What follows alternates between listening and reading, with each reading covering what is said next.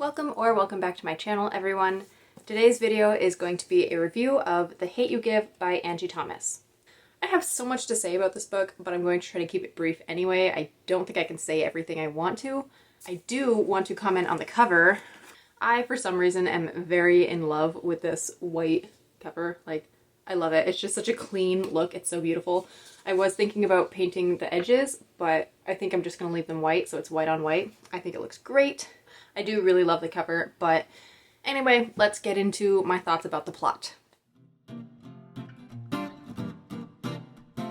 I have mixed feelings about the plot. On the one hand, I really enjoyed it. I read this book pretty quickly, actually. It might not seem that way because I didn't really do much reading at all this past week, but I was visiting family, and so I didn't have a lot of time to do reading. But when I was home and I could read, I flew through this book, and I really did enjoy it. I think the plot was great. Objectively, I think the plot was great. It was engaging, it was very interesting, fast-paced, well-paced. Yeah, I really liked the plot. The book on its own was great. My issue comes with the fact that this book is pushing an agenda that I only partially agree with.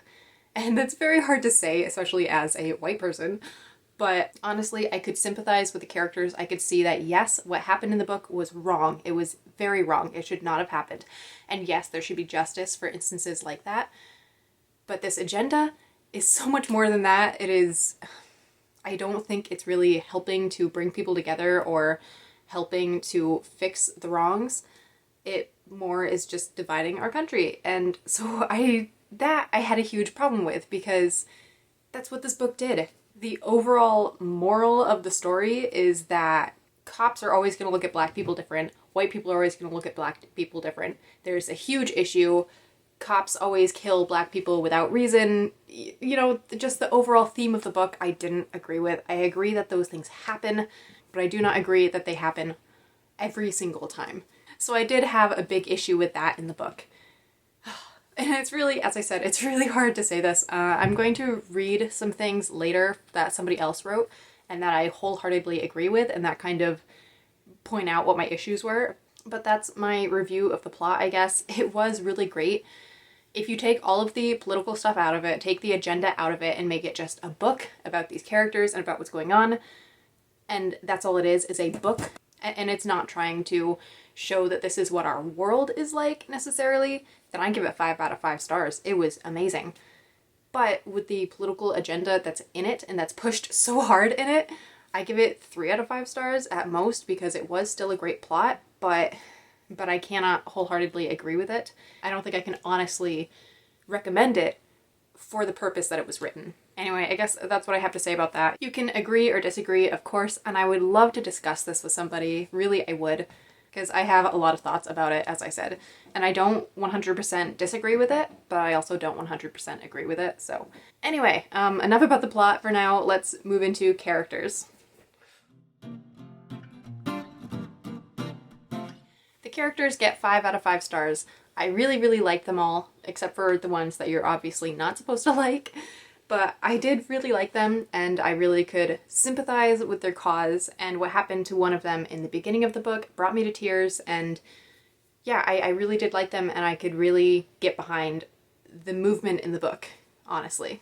I think Star was a bit annoying at times, just because, you know, she is a teenager, and she's also not always right about everything, or she'll have like thoughts or feelings about certain characters that aren't necessarily justified, but she usually figures that out and rights her wrongs and stuff, so I did like Star. I got really excited when I found out that Concrete Rose, which is Angie Thomas's 3rd book, I found out that that was about Maverick. Maverick is Star's dad in the book, but Concrete Rose is about him when he's younger, and I got really excited about that because even if I don't 100% agree with everything in these books, I did still like the characters, and I would love to read his story when he was younger, so I am excited for that. I have to read On the Come Up first, and I don't even own Concrete Rose currently, but I am excited to read that at some point. So to sum up, the characters get 5 out of 5 stars. I like them. They were likable characters. You could really sympathize with their cause, and they were real as well. And so now let's get into the writing. I think I'd give the writing 4 out of 5 stars. I really didn't have any big issues with it while I was reading it, but I also don't think it's something that was superb or extraordinary. It was good writing, but it didn't blow me away either necessarily.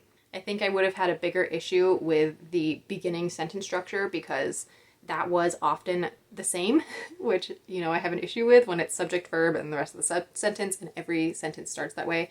So I think I would have had a bigger issue with that if it weren't punctuated with dialogue so often. Like, there's a lot of dialogue in this book, and the dialogue was done very well.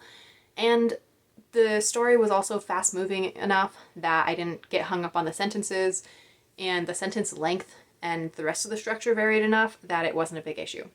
So yeah, 4 out of 5 stars for the writing. No big issues, just not something that I thought was super incredible or perfect or anything.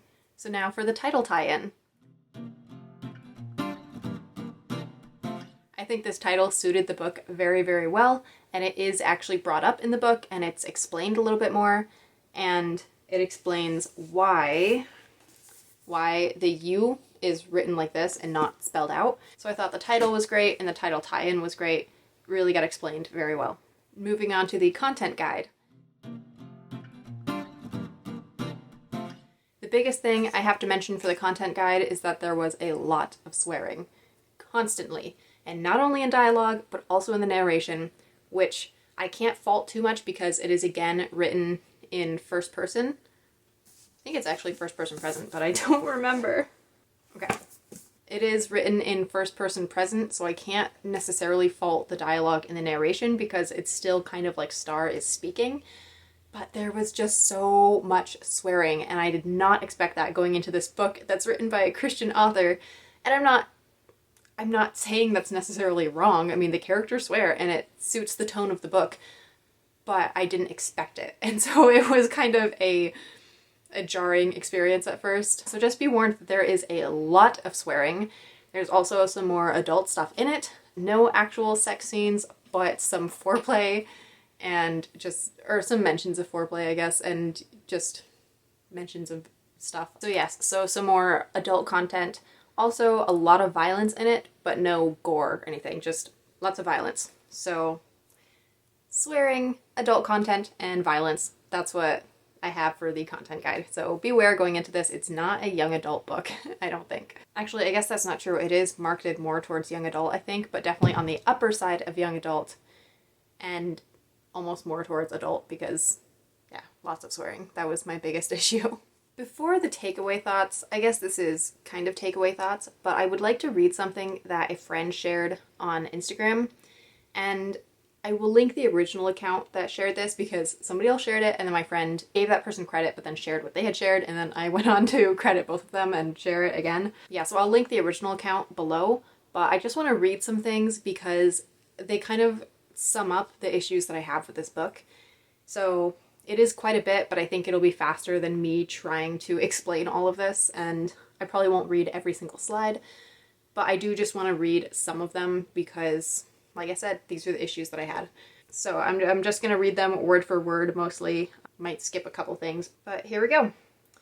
Please take some time to ask why media coverage and social media outrage is so lopsided based on race. Consider who at the top benefits from it.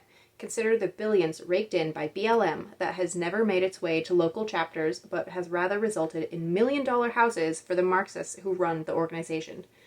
Consider the hundreds of thousands of dollars being made by anti-racist activists every year. Think of the ratings, the book sales, the speaking gigs, the new curriculum, the corporate training programs, the politicians getting attention and power. Consider all of these things and ask yourself what healthy solutions have actually been presented besides read my books, buy my program, donate to my organization, vote for me.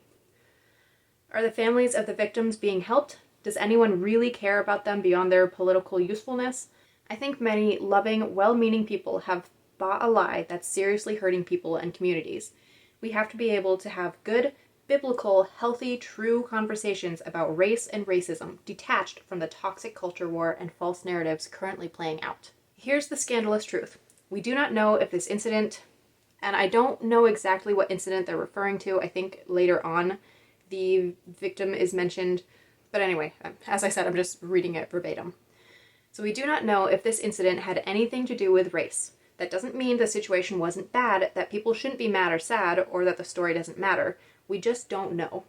None of these things justify what happened to him. It does give us context as to why the situation was as tense as it was. Wright had an outstanding warrant while awaiting conviction for attempted aggravated robbery, in which he allegedly choked a woman at gunpoint and demanded money. It was also known that he may have an illegally purchased firearm. Thus, this was not a routine traffic stop. The officer's actions were inexcusable regardless. I am sure she now realizes this. Just an extremely disturbing case, but the air freshener story has no evidence to back it up. The assertion that this wouldn't have happened to a white person isn't true. Just a couple days ago, a 16-year-old white boy named Peyton Ham was shot and killed by a state trooper in Maryland. He was holding an airsoft gun and allegedly also had a knife on him. I'm also reading this on the 19th of April, so I don't know when this video will go up, but some of the stuff may be a little bit outdated. While the media have covered it, you likely didn't know his name until just now. You probably won't see his name trending or included in the posts of social justice activists and Christians who are mourning with those who mourn, or Hannah Williams, or Tony Timpa, or Justine Damond, or Daniel Shaver, or the list goes on. These won't become martyrs or mascots for a movement. Those cases are terrible too. Justine Damond was unarmed, walking toward the police car after calling 911 to report what she thought was a sexual assault being committed in her neighborhood. She was just going to talk to the officer, but the officer, who was black, shot her point blank and killed her for reasons we still don't know. He got 12.5 years in prison. For every case in which an unarmed black person was killed by the police, you can find one or more cases where a white person was killed in an eerily similar way. You don't know most of their names, and that alone should tell you something. That alone should be enough to make you pause as a critically thinking Christian and wonder if you're allowing your outrage and sadness to be dictated by media coverage. And not just Christians. This should be for everybody. Again, does that mean we shouldn't talk about racism, or we shouldn't be sad when a person of color dies at the hands of the police, or dismiss the feelings of people who are sad? Not at all. But it does stop us from pushing overarching narratives that are misleading. Also, out of millions of police-civilian interactions every year, far less than 1% end fatally, and far, far less than 1% involve a civilian being killed who was unarmed. That doesn't justify them. That doesn't mean we shouldn't be sad or angered when someone obviously is unjustifiably killed, like in the case of Elijah McClain. But it does offer perspective. And then she says she'll link a few sources that she talks about in a few of the slides, but I don't have those, so I can't link them down below either. Okay. Adam Toledo was a 13-year-old who was shot and killed by an officer in Chicago. The whole thing is just tragic, that a child was roaming the streets of Chicago with a 21-year-old and armed with a gun is heartbreaking in itself. That guts me. That is a child. Yes, body cam footage shows us he was armed, but the tricky thing is, the officer tells him to throw his gun down, and he does, then puts his hands up, then the officer shoots him dead. So he obeyed orders and still got shot. But the time on the camera footage shows that there was less than a second between him taking his gun from behind his back, throwing it to the side, and the officer shooting him. It was not clear in that moment what he was going to do with the gun. But what else was he supposed to do except do what the officer said? Just terrible, terrible all around. Pray for his mother. When looking at the facts and excluding assumptions, what narrative are we supposed to make of all this? Human life is precious. It is tragic when it's lost. We should pray for everyone involved and seek to find real policy solutions if they exist. Could there be reforms that prevent things like this from happening while still honoring the fact that the vast majority of Americans of all races, according to Gallup, want the same amount or more police in their communities? If so, let's hear them. I and millions of others who admire and respect the police yet want the best for our fellow citizens are open to them. Democrats filibustered Tom Scott's police reform bill last year. So who really wants to talk solutions? Or do we just want to make social media posts and repeat talking points? It is tiring to watch Christians' outrage and sadness be determined by the media, hashtags, and mainstream narratives. There are few posts dedicated to tragedies that don't involve the right racial makeup or a problem that isn't popular to point out. No mention of the people of color killed in riots or in communities that weakened their police force and saw a rise in crime over the last year. That is not love, it is lunacy. It is a lie that in order to be kind and gentle, you must perpetuate or agree with things which are not true or refuse to care about things which don't fit a narrative. As Christians, we want justice to be served here and in all cases. God's justice, as we have talked about so many times, truthful, direct, proportional, and impartial. And she gives a bunch of Bible verses to go along with this next paragraph, so I will just put them down here somewhere. It is based on fact and evidence, not narrative, preconceived notions, political agendas, or hearsay. It deals with those directly involved. It does not punish those who did nothing wrong. The punishment fits the crime. It shows no favoritism based on race, socioeconomic class, gender, etc. God's justice, as his people are told to do in Micah 6:8, is always tied to his righteousness and our obedience to him. This is really hard to read and get through because it is so true, and I agree with it. Anyway, only a few slides left. Let's keep going. You will be told that the loving thing to do is just to be quiet. Don't argue, don't refute, don't bring up facts. That's uncompassionate, unkind, unsympathetic. Just listen, nod along, and show solidarity. I certainly agree to an extent. I agree we should show up and listen to those who are hurting, offer to help carry their burdens, and be a shoulder to cry on without voicing any opinion or contradiction. But my question is, when is the right time to question a narrative? We should acknowledge people's experiences and pain that may be different than our own. But when those experiences and feelings are used to make empirical claims or push real, tangible policies, are we still to stay quiet? If so, why? If someone is presenting a claim as fact, and you know it's not, or you're at least unsure, is it the loving thing to do to remain silent when you know this will only lead our country to more division and fear and anger? What if the narrative isn't true? Or what if there's at least more to the story? Or what if someone is straight up believing a lie? What if you see a Christian begin to advocate for a kind of justice that isn't in alignment with Scripture? Is it really loving to stay quiet forever? Here's how things go. Terrible tragedy like Dante Wright occurs. Most people, left, right, and center, wow, that is awful. What a horrifying incident. That police officer needs to be held responsible. Left. This happens all the time. This wouldn't happen if you were white. This is indicative of systemic racism and the police must be significantly reformed or abolished. Right. Well, hang on a second. Here are some facts. Left. Why are you politicizing this? Show some empathy. Stop sharing your opinion. And that is basically what happens. So, it's difficult for me. I am just as disturbed as anyone else when the people who are supposed to protect people kill them. I am just as saddened about the loss of an image bearer of God, no matter their background or criminal history. I pray just as fervently for their families and loved ones as anyone else. I want good solutions too. I am not content with ignoring problems either. I want humanity to be centered. I want compassion to be at the forefront. I want to remain, you, me, all of us, soft-hearted in the midst of tragedy. But I don't want a soft mind. One that unwaveringly accepts popular narratives and media headlines and who allows her outrage and empathy to be directed by the ever-undulating news cycle. This is what I see in so many Christians when these tragedies happen. Their hearts are soft, but they allow their brains to become mushy too. And it makes me sad. Okay. So I know that was a lot, and I know that it probably took up quite a good amount of time, but I'm not going to cut any of it.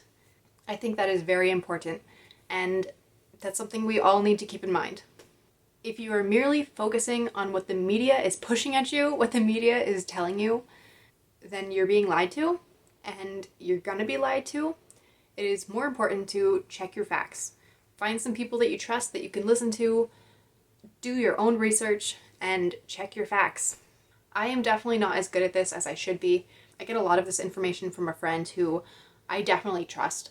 She's very discerning about these things, and she does her own research, and so then I kind of just piggyback off of her, but I need to do my own research too, and I do want to do more of my own research. But that is the big issue that I had with this book. It is pushing an agenda. I do not think the overall theme of this book is really going to help as much as it should. I feel like it is helping to divide our country even more. I would have been very happy if the ending had at least a little bit shown that Star has realized that not all cops are that way, not all white people think that way, and there is justice sometimes. But that's not what's shown. What's shown is that cops kill blacks all the time for no reason, and there's never any justice, and this only happens to blacks. And that's not necessarily true. Yes, we need change. Something needs to change, but the truth also needs to be told. So, those are my thoughts on this book. Would I recommend it? Yes, I would wholeheartedly recommend it if the purpose were not to push this agenda. But since the purpose is to push this agenda, I don't know that I can necessarily recommend it. It was still a great story, it has great characters, what happened in it was wrong, and yes, it deserved justice. But that's not what happens 100% of the time. And stories like this, all they're saying is that that is what happens 100% of the time.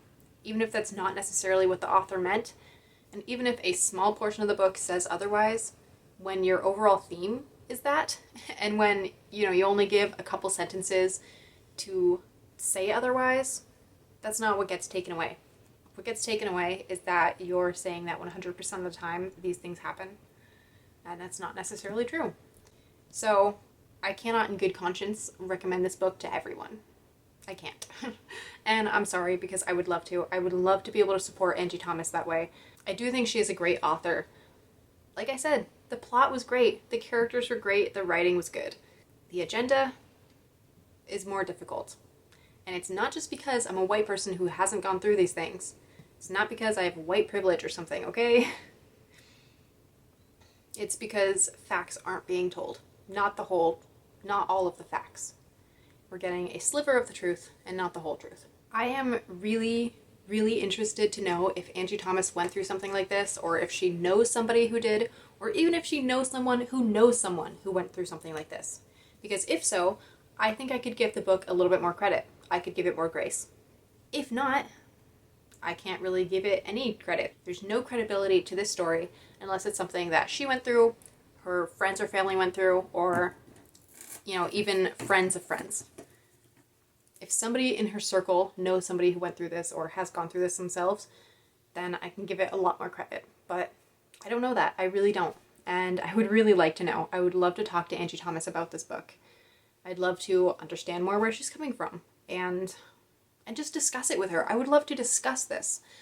And we should be able to do that. We should be able to discuss things, to voice our opinions. That's part of our rights as citizens of the United States, is to voice our opinions. But no one's really allowed to do that anymore, so I'm very nervous about putting this video up. I really didn't know what to say about it, but I am so glad that my friend shared those slides because that's what I wanted to say, basically. And to have somebody else backing that up and saying it much better than I could was very, very helpful. So I'm very glad for that. So that was my review of The Hate U Give. I think if it were just a book, if we look at it as just a book, nothing more, I give it 4 out of 5 stars.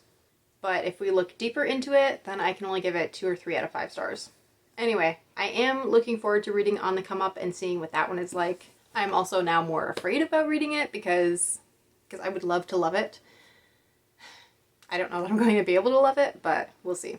I would love to hear your thoughts down below. I would love to have a friendly discussion about this. Please keep it friendly, okay? I love friendly discussions, and I am open to seeing that I am totally wrong. If you can back things up with more facts. Yeah, I would love to have a friendly discussion. Just please keep it friendly and keep it clean and keep it nice. Give this video a thumbs up if you enjoyed it, or if you agree. Give it a thumbs down if you didn't like it, but please let me know down below why, and let me know how I can improve, and if it's because you have a differing opinion, start a discussion. We do need to pray for all of these families that have these tragedies happen to them. Not just the white families, not just the black families, everybody. We need to pray for everybody and check our facts. I guess that's all I have to say about that. So I do hope you enjoyed the video, but I know that not everybody is going to like this video. Some people are going to really hate it, but I'm still going to say it because freedom of speech is still a thing.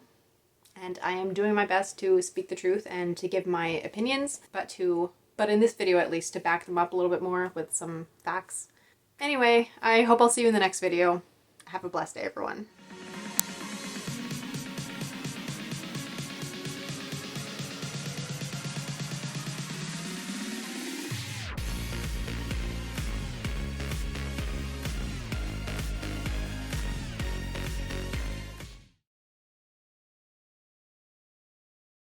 The biggest thing I have for the content guide is that there was a lot of swearing.